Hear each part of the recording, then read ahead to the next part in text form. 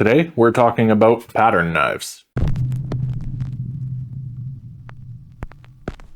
All right, so obviously today we are talking about the pattern knife, but I just wanted to go through knives in leatherwork. Just generally speaking, I have like a whole table of most of the knives that I've had throughout leatherworking, including this. This is the first leatherworking knife I ever had. This is a really cheap, really light, the wood feels suspect, skiving knife, and I used this to cut out shapes and skive and do a bunch of stuff. For sure this got me started. Is it the best? Is it even a good knife? No, absolutely not. It takes a lot of skiving just to make one cut on this knife. So that skiving knife came in my first leatherworking kit, and then I realized that it was not the best tool. And then I went into my garage and I found this X-Acto knife box cutter thing. I got it at Home Depot at some point. And this became actually my main leatherworking knife for cutting out patterns and pretty much doing everything for a while. Again, not the best, a lot better than that one. Once I started making some money in leathercraft, I was able to start purchasing some knives. So I picked up this. This is an iconic leatherworking knife. It's the indispensable knife. It comes with this blade. I actually got the upgraded blade from Chartermade, which is just better steel and it cuts better. We'll talk about how that is so in just a little bit here, but this was a pretty solid knife.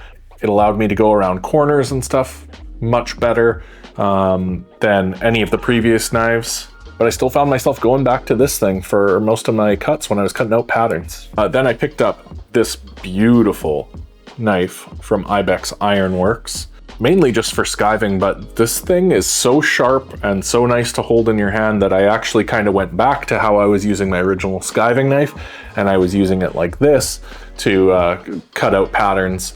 Again, not the best around corners and things, but it was so sharp and so nice to use that I found myself using this quite a bit for cutting out patterns, and then maybe switching to one of the other knives to go around corners or using a punch or something. And then finally, I picked up this pattern knife from Ibex Ironworks. Now, if you saw the first impressions video, you know that Ibex Ironworks sent me this particular blade for a review. I'm not being compensated in any way for the video, but I was given the blade for free. So I just wanted to be upfront about that. With that said, I've bought Ibex Ironworks before. In general, I was talking to Ibex Ironworks about steel and let it be known that I know pretty much nothing about knives. I need to kind of rely on the information that I'm given. So I asked him about this knife and about the steel and what makes this knife, say, better from this knife.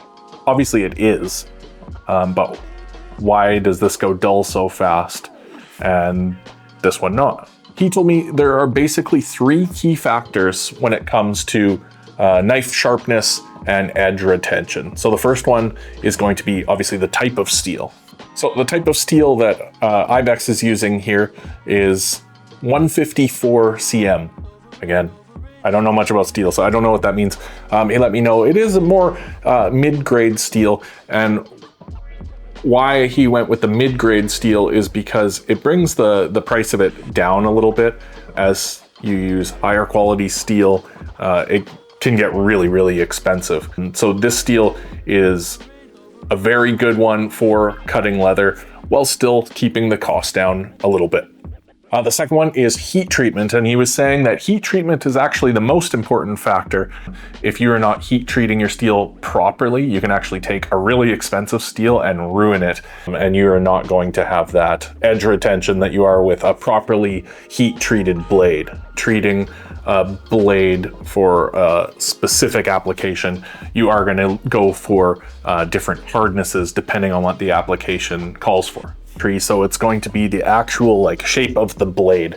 Now, when it comes to cutting leather, he was saying it's actually really difficult to make a really good leatherworking knife because leather can be finicky. Leather is a fibrous material. It's not like meat. It's not like you're cutting a steak in the kitchen. It's really fibrous inside, and it's taxing on a blade. So you need a blade that's really fine and really sharp. The drawback there is if you get your blade too fine, then the end of the blade can start curling over, and then you start getting some nasty cuts. So with those things said, honestly, Amazon, when they come up with these knives, they are not going to be taking these 3 things into account. They're going to be mass producing, and I know Amazon's not mass producing, but whatever company made this, they're going to be mass producing this. This is probably the cheapest steel that they could get. They push them out semi-sharp. Yeah, you can strop it till you get an edge on it. In my experience, you cut with this thing and then you need to strop it again. It's basically 1 cut per strop kind of knife. The leather just really beats on this blade. Whereas if you go and spend the money on a better knife from a knife maker, say this one, or the pattern knife that I was sent, those are professional knife makers. They're going to take these things into account, and you're just going to get a better quality knife. Now, obviously, you're going to pay for a better quality knife. But my experience with leatherwork is knives should be kind of one of those buy once, cry once kind of things. I find myself pretty much exclusively using the more expensive knives now. They just are better. With all the assorted knife and blade talk out of the way, I just wanted to go into the pattern knife itself. Now, it's obviously, you can see it's a pretty unique blade compared to most other knives, right?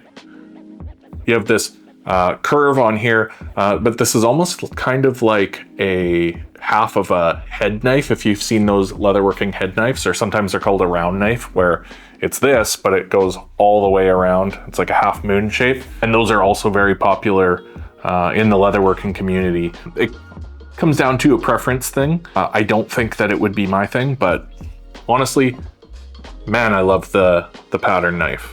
Now, I'll show some examples in just a minute, but what makes this knife so much nicer than these is the shape. The shape and design of this knife really lets you use it for a bunch of different things. You have the fine point here, lets you cut around corners and do some fine work. You can both push and pull this knife. You can use different grips. If I'm pushing the knife, I'm going to be holding it like this. If I'm pulling the knife, I actually flip my grip around and I hold it like this. Because this is the half round knife, I can actually put my hand here, whereas if it was the full head knife, I'd be poking myself with a blade. So I really like the ability to hold it like this and drag it across leather. And just the curve shape of these knives, the head knife as well, but the curve shape of these knives actually lets you cut straight lines by rocking the knife. So I'm gonna jump in and show some cuts with all the knives we have here, and show you how this thing works. So we're gonna start out with my old Amazon special knife here. And you can hear, right off the bat, you can hear how badly that thing cuts. Basically like dragging a butter knife through it. Didn't even cut all the way through, and I was pushing pretty hard. Next we have the Ibex skiving knife, and I'm not pushing too hard here, but you can just hear the difference right away.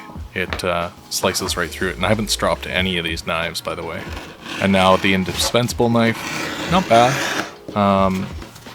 It's pretty comfortable to hold. But now we're gonna go with the Ibex pattern knife, and you can hear barely any noise, slices straight through, almost effortless. And you can tell that that is just the nicest cut there. Now we're gonna spin it around and cut back using the forward motion. And that's not my favorite way to cut, but yeah, you can see pretty much effortless. And here's the rocking motion that I was talking about. You can get some really nice straight cuts with it. And now I'm gonna draw out a straight line here and just demonstrate how you can cut a perfectly straight line without a straight edge using that rocking motion of the pattern knife. And And I'm really taking my time here. I could probably do it faster, but I really wanted to get it straight down the line.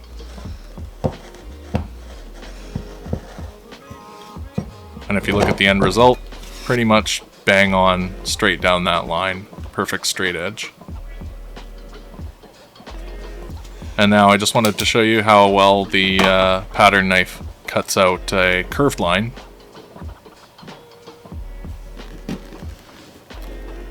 I do a lot of the time like to use my punches to cut around curves, but you can't always do it. And where I haven't been able to use a punch to go around a curve, I've been using the pattern knife for this. And finally, I just wanted to show how you can cut out curved ends of straps using the rocking motion. You can do this with other knives, but it's just so satisfying and smooth with the rounded blade of the pattern knife. Has a really nice end result. And obviously that's not perfect, but you sand it down at the end. So as you can see, the pattern knife, do you need a pattern knife? No, you can get by with beginner tools and stuff. If you're just getting into it, don't go and, you know, spend $200 or however much this is right away. All right, so the real question here, do you need a pattern knife?